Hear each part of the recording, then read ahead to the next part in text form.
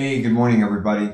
We are reading Psalm 55 today, another one of the many Psalms written by King David. And one of the things that is evident, as it is in so many of the Psalms, is that David and God have a really close relationship. David feels the freedom to express whatever's on his heart to God. And it makes a good reminder for us to be able to do that, to be completely honest with God.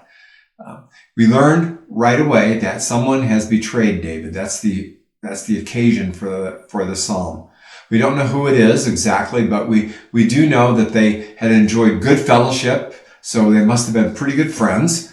And he even says that in verse 14 that they even walked to worship together. We don't know exactly who it was, but now this guy has turned on David, and he's even organized the mob to come and kill David. Now, chances are in our life that we will have people who betray us, or at least people close to us who let us down. And this psalm, as I said before, offers us a great pattern to respond to that, to respond to the situation, although our situation may not be nearly as violent as David's was. Now, in the first verses of the psalm, David makes it sound like he's just trying to get God's attention. Hey, God, listen to my prayer. Listen to my prayer. As I said, the Psalms are so important for all these reasons, because they encourage us to talk to God just like we talk to anyone else. God, don't ignore my cry for help. And then in verse 3, David seems to sort of begin to generally identify how this person or these people are betraying him. Let me read you verse 3. It says, "My enemies shout at me, making loud and wicked threats. They bring trouble on me, and they angrily hunt me down."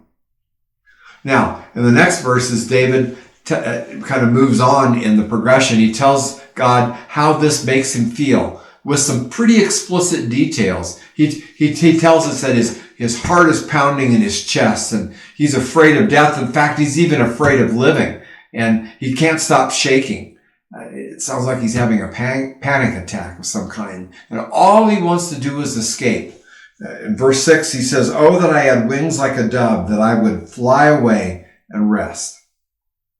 Now, David continues this conversation, and he expresses his feelings as he demands that God would frustrate their plans, that he would get justice somehow. And he tells God he sees threats everywhere he turns. And then in verses 12 to 14, his feelings get even more intense. Let me read that for you. It says, "It is not an enemy who taunts me. It is not an enemy who taunts me. I can bear that. Instead, it is you, my equal, my companion and close friend. What good fellowship we once enjoyed as we walked together to the house of God."